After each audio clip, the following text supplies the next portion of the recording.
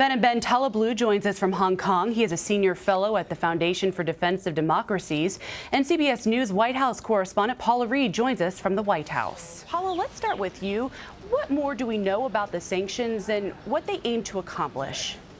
Well, these sanctions target the supreme leader of Iran and his associates. It's an effort by the Trump administration to put further pressure on Tehran, although their economy is arguably already crippled by the existing sanctions. And what's not clear about what the president did today is how these sanctions are any different from what was already in place. Most of the people named in these, the supreme leader, his associates, they're already impacted by existing sanctions. So it's unclear how this is anything different. It appears that those who could potentially be impacted here are anyone seeking to do business with the supreme leader or his associates who are not already covered by existing sanctions.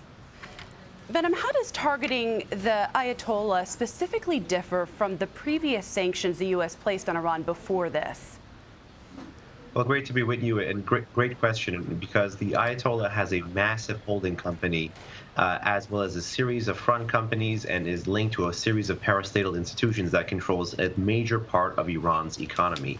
And while several elements of these have been sanctioned over time, the massive architecture is really yet to be tackled. And going after that architecture, I think, if that is what the administration is doing, would deal a serious blow to Iran's economy, as well as to entities on Iran's stock exchange that may have controlling shares by several of these Ayatollah-owned holding companies. And again, some of those associates that I think was just mentioned have not all been sanctioned. In fact, there is one that was reported. His name is Amir Ali Hajizadeh. He's the commander of Iran's aerospace force for its Islamic Revolutionary Guard Corps. The Europeans, in fact, have sanctioned him, and the Americans have not. So in some ways, going after some of these military associates establishes parity when it comes to sanctions against Iran with our allies. And, you know, that's a really interesting point. Paula, let's talk about that. It seems that the president opted for sanctions instead of a military strike. Why did he go the economic route instead? Did he feel that would be more effective? He said that he did not believe a military strike, certainly not one that could potentially result in casualties, was proportional to the shooting down of a drone, the U.S. says, over international waters.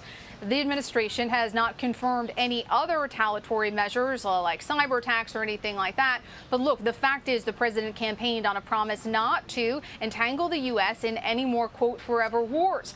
There are many people around the president who believe that if he was to greenlight military action or engage militarily with Iran, that would really put a damper on his chances of re-election. So a lot of this, too, is political, not just logistical. And Behnam, we heard from the Treasury Secretary Steven Mnuchin not too long ago saying that the U.S. did not consult allies in determining these new set of sanctions. Do you think that that could be problematic for the administration? Well, given that I think one of these individuals has been sanctioned by the Europeans and wasn't sanctioned by the Americans, no, not necessarily. I think the Europeans broadly understand the American game plan here, which is to use powerful economic tools that both punish Iran and name and shame its leaders and name and shame people tied to its leaders to get the regime to stop some of its destabilizing behavior and come back to the negotiating table. I think the Europeans now, whether they agree with the policy or not, tend to understand this. So while always close coordination with your allies is important here, because there is a demonstrated track record of the administration doing this and being very clear about its ultimate end goal, I don't think for Treasury designations, which is seeming to be the major driver here, Washington would have to coordinate with Brussels or another major European capital. So, Paula, let's talk about some of the president's top officials this weekend. We were seeing them across the countries here, their view in Iran as rivals. Secretary of State Mike Pompeo was in Saudi Arabia. National Security Advisor John Bolton was in Israel. What is the administration hoping to accomplish with their visits there? Well, specifically with Pompeo, they're working to build a coalition to work against the rising military threat of Iran as they see it.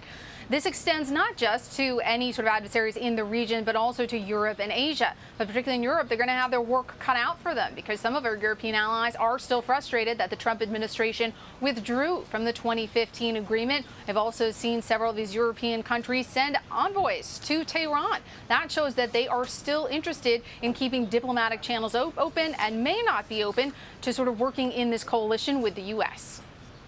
So critics will say that the U.S. had sanctions on Iran before, and yet we saw hostile action still ensured and ensued after that, and there's been no nuclear negotiations. So, Behnam, how do you think Iran is viewing this move out of the White House? Could it motivate them to come back to the table?